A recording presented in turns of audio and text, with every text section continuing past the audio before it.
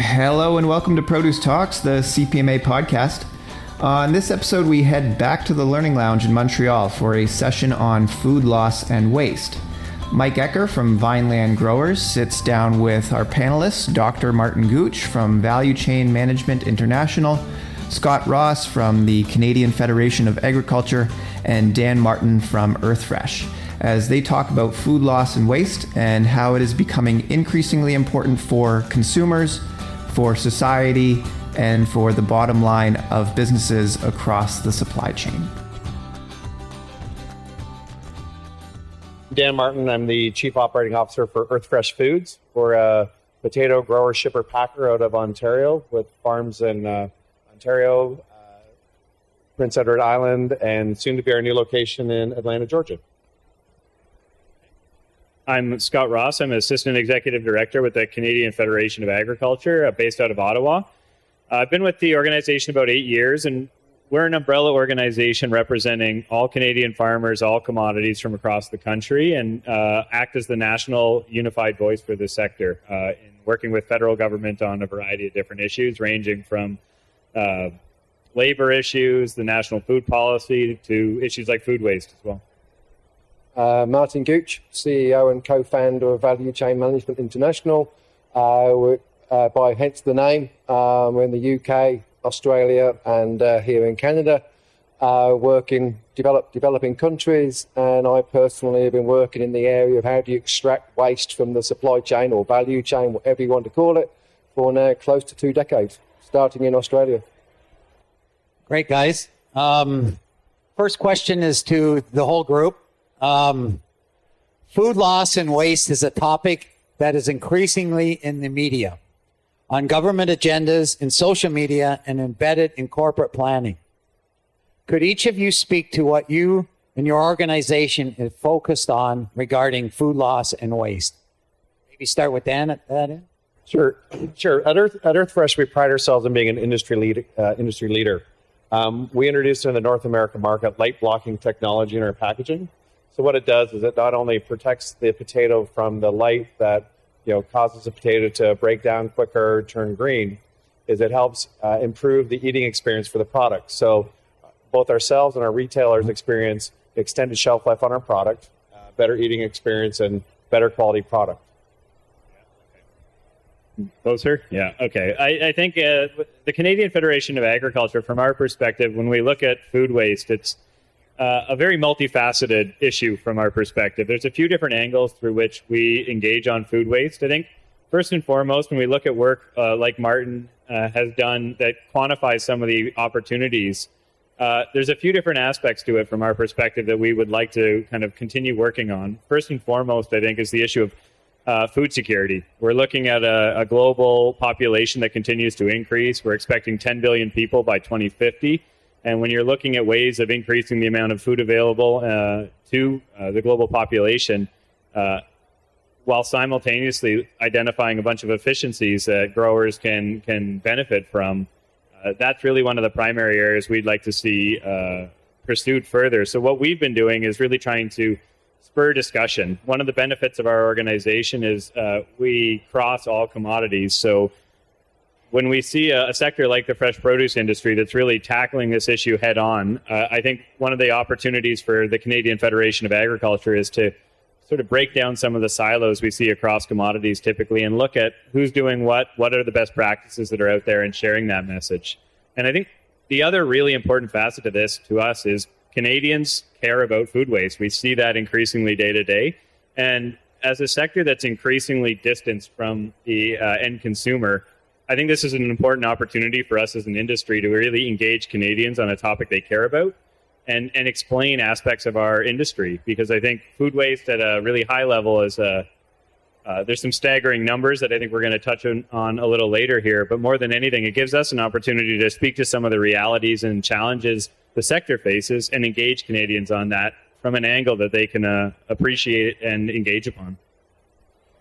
For us, it's all about dollars and cents. It's all about the money. You've incurred all your costs as a business. The question we often start with when we talk to whoever it is, whether it be EarthFresh, Vineland growers, whoever, How many products do you have to sell to even break even on every unit that goes to waste? And it can be a staggering number. So for us, it's all about dollars and cents. With food loss and waste never occurs in isolation. So it's a symptom, an indication of ineffective operations that can be improved. And often that can be done in a matter of days. In fact, at times it can be done within a day to really significantly measurably get more money, make more money. Great, thanks. Great, thanks, guys.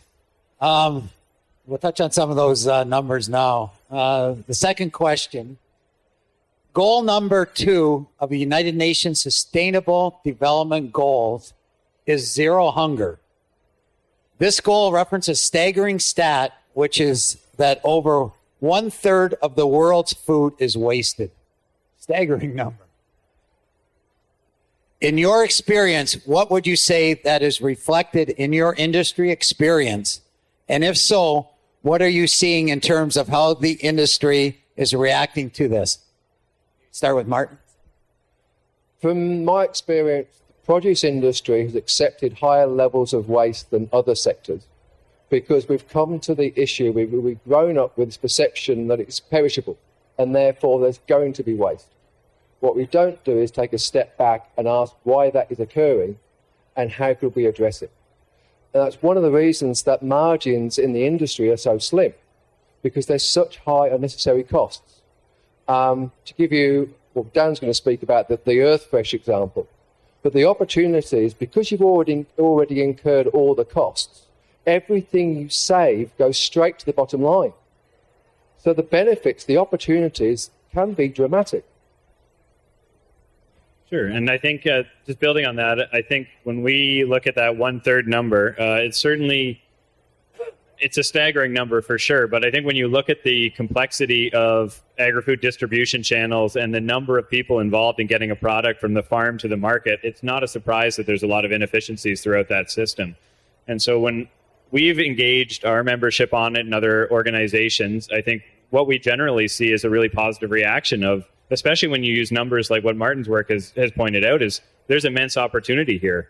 Farm profitability is always top of mind for our members. And I think when you look at an issue like food waste, waste is waste. It's an inefficiency in the system. And one of the things that I think we really look at is not only what can be done within a given industry like fresh produce, but what are some of the systemic issues that span across multiple different commodities that we can tackle from a higher level. And I think one of the areas that the CFA has really been focused on is discussing this notion of a national food policy. And from our perspective, there's a lot of efficiencies an individual commodity and individual business can target and look to address, but there's some systemic systems level issues that come from the fact that most farmers, their focus for the longest time has been maximize production, provide food as affordably as possible. And I think there are inefficiencies in the system that arise from that sort of mentality when you're looking at consumers who are very focused on price. They want savings wherever possible, which means bulk products often at the retail level. And I think there's a lot of really complex issues in this that need attention and would benefit from a more systems level discussion on top of all the work that we see coming out of things like Martin's work, where individual businesses can quickly identify efficiencies and opportunities. From an EarthFresh standpoint, we focus our efforts in a collaborative manner with our growers at the beginning of every season. What we want to do is we want to sell what we produce. We don't want our growers overproducing. We don't want to have a lot of product and then have nowhere to go with it. It also takes one step back. Being vertically integrated, we also work with our own seed varieties. So we have seed varieties that will produce at different levels to produce what the growers can produce. So the goal is good planning at the beginning, a vision or a strategy for sale of the crop, and to ensure that we don't overproduce and just spend countless dollars on waste. Great, thanks, guys. This one's specific for Martin. Value Chain Management International has worked with various organizations to develop tools to address food loss and waste, and currently is developing an online tool to assist the industry in identifying and addressing inefficiencies in their business that undermine financial performance and create food loss and waste. Can you tell us a bit about that and some of the core components on the tools, touching on the following? How do I know that my business could benefit from reduced food loss and waste and associated wastes? How long does a typical project take? How would I go about identifying the extent of the business opportunities? And what is a typical project return on investment? So from the outset, I should say my hat goes off to CPMA to recognizing the opportunity of doing this world first. No one has taken this type of material which we use and put it online so that businesses will be able to embed it into their operations. It won't be a standalone tool. It's going to be actually enable individual businesses, your business, actually embed a continual improvement program into their operations. So in terms of, how do you recognize it? How do you recognize the opportunities? Well, most enterprises have processes that can be improved. It's a case of, do you have recurring challenges, whether they be quality, whether it be customer complaints, whether it be packaging, packs breaking, blown packages? Is it late deliveries? Do you have recurring problems that can be fixed, but the solutions aren't obvious? And then it's a case of, okay, well, once you've, how long does the project take? We say allow 4 to 6 weeks for a typical project from start to finish to get measurable improvements. But it can literally be in a couple of days. We have companies, businesses we talk to that have invested enormous amounts of money in technology. No, get the processes right before you invest in technology, because if you don't invest in technology first, all you're going to do is make a complicated issue even more complicated. How would you go about identifying it? Well, the tool will actually take you is a 14-step tool, which might sound a little bit onerous, but all the tools are easy to digest, easy to navigate. Some of them are very quick. Oh, most of them are quick and concise. But it's identifying bite-sized chunks. What is your issue? Don't try and boil the ocean. Make an issue, identify an easily communicated issue, scope of issue, in the terms of a project charter. Identify measurable outcomes that you're going to use to monitor improvement over time. And then, what's a typical project R&I? Well, Dan will tell you about EarthFresh. Another project we did as part of the initially the OPMA work, a distributor. $1.2 million just in their produce operations. It took around about $12,000 to identify and start grabbing that. So $12,000 investment, $1.2 million return. I haven't worked out the percentage, but it's pretty high. I'm in. This one's for Dan. EarthFresh was one of the companies that worked with the Value Chain Management International when they first developed the paper-based tool with OPMA, and EarthFresh documented impressive improvements as a result of that work. Could you give us an overview of the experience and what it has meant to EarthFresh in terms of Martin's comments on the return on investment for EarthFresh?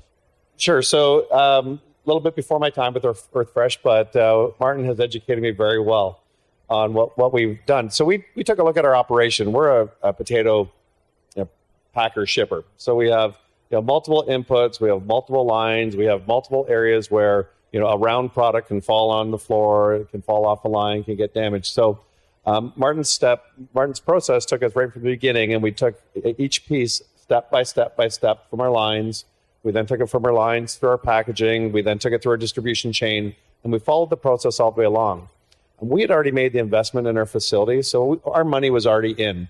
But what we realized about a 24% improvement in productivity with our people. We just kind of made, we brought the product to them. We made sure they're in the right spots. We looked for pinch points. But the big number is we had a 73% increase in gross profit per load. So the way the math kind of works is for every truckload of potatoes, it was about a $17,000 improvement back to our growers for our pack outs. So it wasn't just EarthFresh, but it was actually getting back to the growers. So they were the ones that were the benefactors of the model. You have to take it as you have to embrace it. It has to become part of your culture. You always have to be looking for that continuous improvement. And with Martin's model, we're able to take it in small steps, different areas, whether it be our production facility, our shipping facilities, and realize some true savings. So well completed. Great, thanks, Dan. This one's for Scott. The Canadian Federation of Agriculture is addressing food loss and waste for the agri-food sector. Could you explain what that involves and what drove the decision for the Canadian Federation of Agriculture to become involved in food waste? Perhaps as part of that, you can speak to the goal of reducing spoilage and waste across the food chain by 10% as captured in the National Food Strategy, and what is anticipated in the food policy for Canada. Sure. I think more than anything, what drove us to get involved in this is exactly what Dan just referenced. You look at the numbers, the improvements in efficiencies, and the bottom line ramifications for profitability that this issue has. It doesn't take much to understand why our members would be pretty interested in this topic. I think it's more than that, though. There's also, we're an industry facing immense social pressure around environmental impacts, and this is a win-win story for industry. And I think it's something where we want to look to organizations like CPMA and others that are adopting tools and taking on really concrete steps in this area and trying to engage the rest of the sector in seeing what's working, looking at what it means for their sector. Because one of the really important distinctions and nuances I think that we need to do a better job telling our story about is that the difference between avoidable and unavoidable food waste. There's things that can be done to improve those certain elements of it, but then we're also a sector that faces really unique risks like weather, pests, and when we're looking at a lot of the dialogues around things like crop protection products, access to labor, there's important reasons why we need the tools we have available, be it the temporary foreign worker program to have access to international labor, access to certain crop protection products that have a real ramifications for the level of waste and spoilage that occurs. And so from our perspective, there's an opportunity here to engage the sector, to engage Canadians, and to engage policymakers on why we need certain tools in the toolbox, the flexibility to address these things. And when we look at a national food policy, I think from our perspective, it's a great opportunity to engage stakeholders outside of the agri-food sector to have that discussion, to talk about the nuances and why certain waste occurs, why some of it is related to risks that we face and risk management activities, and where there are opportunities to address some of these, so that when we're looking at things like the discussions around neonicotinoids and the temporary foreign worker program, the implications for food waste and for broader societal interests need to be part of that discussion. And so it's not a simple issue to tackle. It's a really complex topic, and a food policy and this goal of 10% reduction in food spoilage and waste is an opportunity to build bridges effectively and have conversations with some of those that might be asking for changes in other aspects of the industry without fully understanding the consequences of what those mean for us. So from our perspective, there's a food literacy angle about building education and awareness around our sector, but also a really important dialogue to have with policymakers about why we need the tools we have available to us and what needs to change in terms of policy to see that waste reduced and not create new inefficiencies in the system through those sort of subsequent changes. Great, thanks, Scott. This one's for the whole panel. With retail and food service coming under increased scrutiny about food waste, including exposed type reporting, like what we are seeing on shows such as CBC Marketplace, we know that food waste is embedded in company strategies. With that, what has that meant for the industry? Is this putting more pressure on industry? And if so, how is that impacting the grower-supplier side of the business? Maybe start with Dan. Sure. As far as the food waste goes for industry, there's so many parts of the supply chain that we have to be aware of that will impact food waste. So whether it be on the planting side, the packing side, the packaging, or the shipping side, it's a shared cost. So if we don't work together as a industry and organization, all the parts in between, we'll continue to raise consumer costs.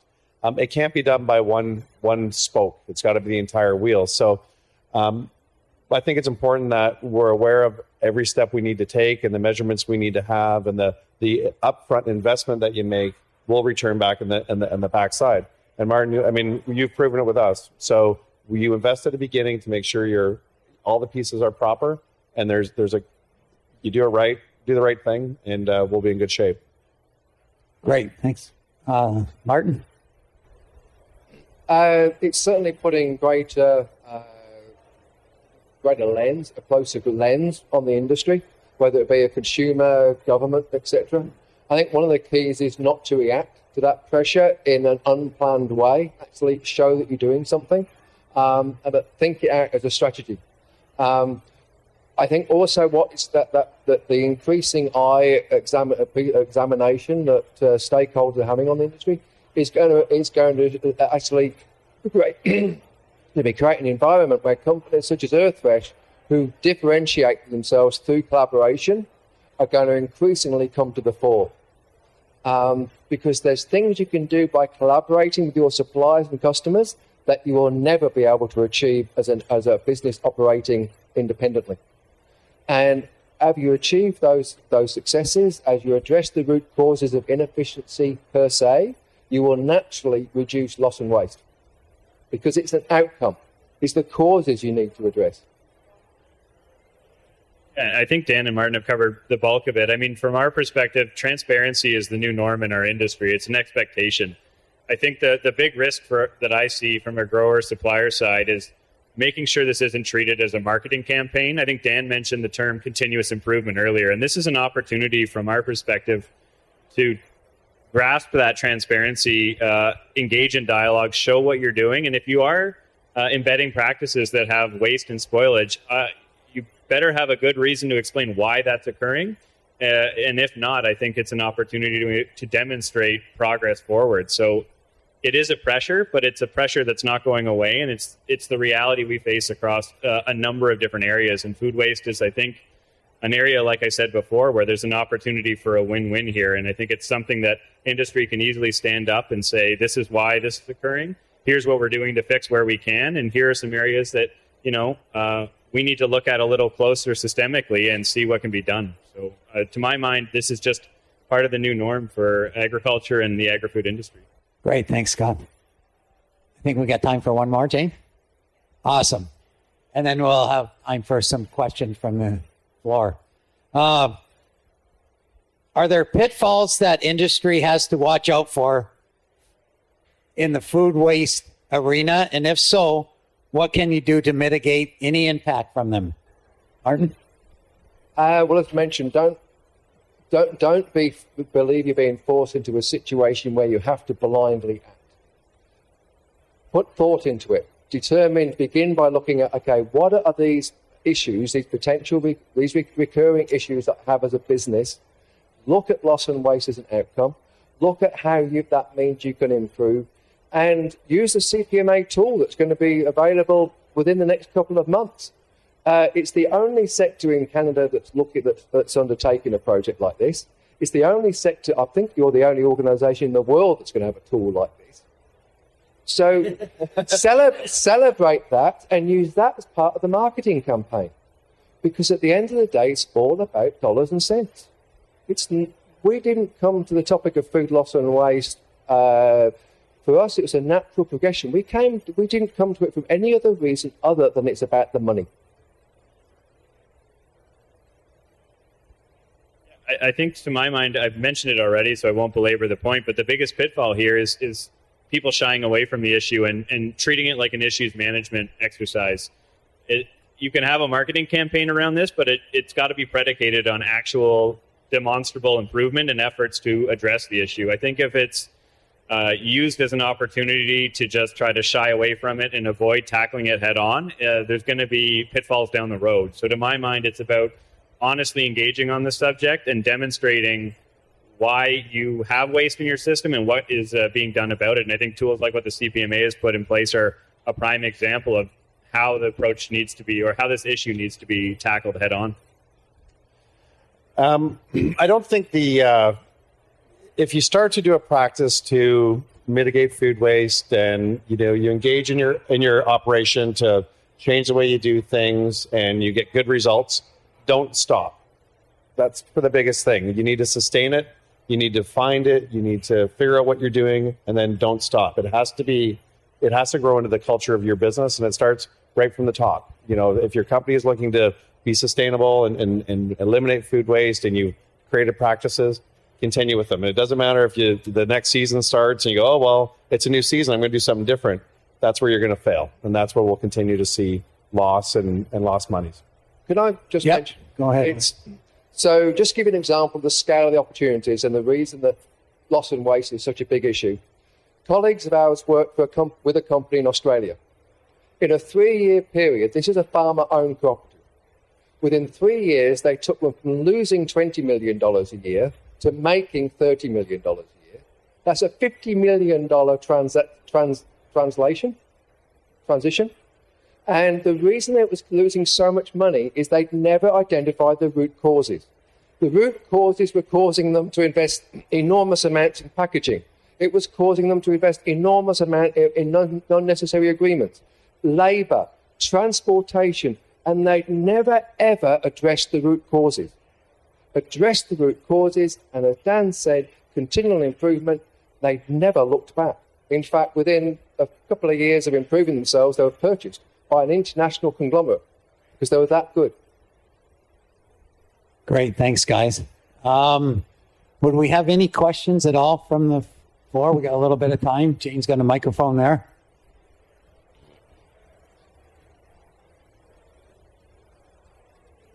Hey guys, my name is Kevin. I'm with EarthFresh, and we're in transportation out of Manitoba. So sometimes on the truck side, from rejections and different things, we see food waste happen at the tail end.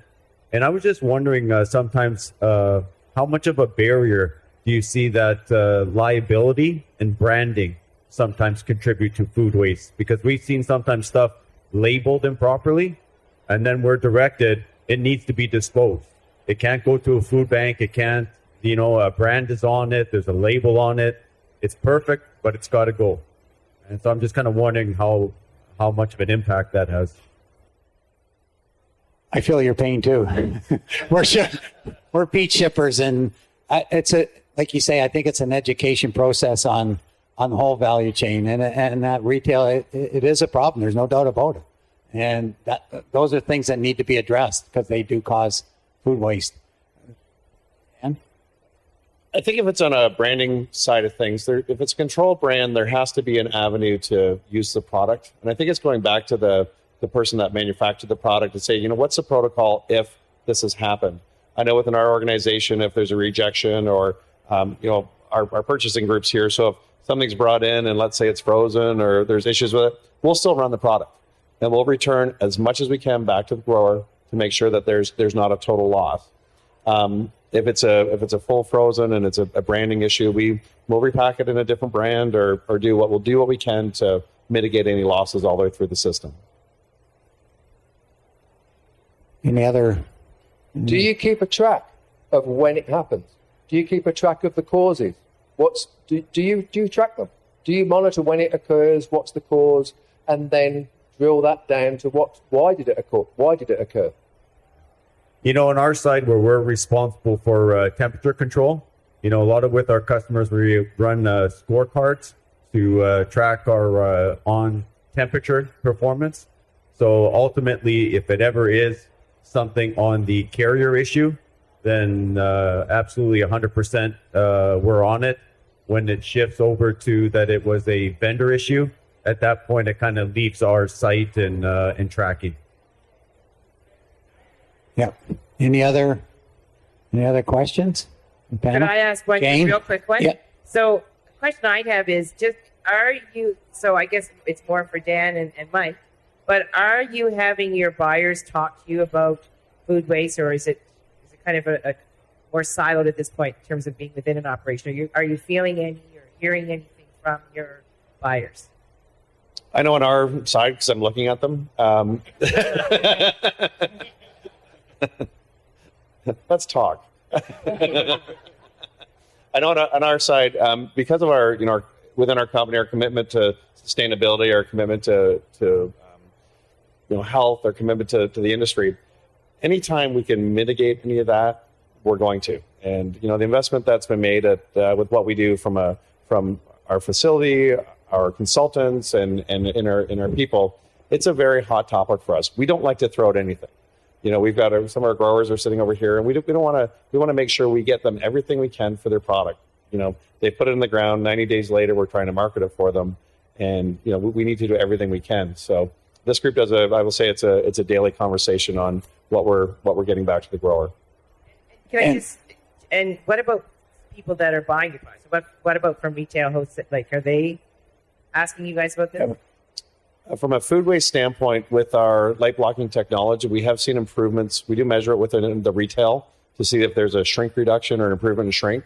So we can't use anybody's names or share their exact numbers, but we're seeing on average 1.78 to 2.5% reduction in food waste due to the light blocking technology, just what we're not throwing it off the shelves.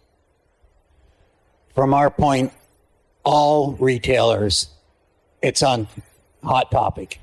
They're definitely they're all talking about it, and because they're the ones on the hot seat.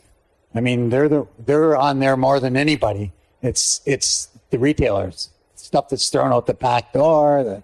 The code date wasn't filled, but the food was still good. So definitely they are addressing it.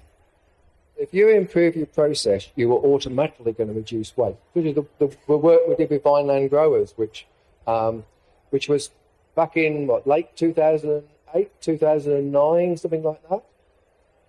My memory's not that good, but it was a while ago. So it was not bad. So the project, we never mentioned loss and waste in that project, or never mentioned it in conversations. So by improving processes, not only did we reduce Vineland growers' costs, their growers also made more money. And one of the growers involved said, I've got a holiday out of this year. The extra revenue I have has made me more than enough money to give me and my wife a terrific holiday. Any other questions? We ran over a little bit, but thanks everybody for coming. And if there's any questions, the panel is around, and away we go. Thanks, Mike. Thanks, Mike. A big thank you to Mike, Martin, Scott, and Dan for participating in this Learning Lounge. And thank you all for listening. Stay tuned for another upcoming talk between myself and Martin as CPMA releases our food loss and waste online tool. Until next time, fill half your plate with fruits and veggies, continue to seek out new knowledge, and basically never stop growing.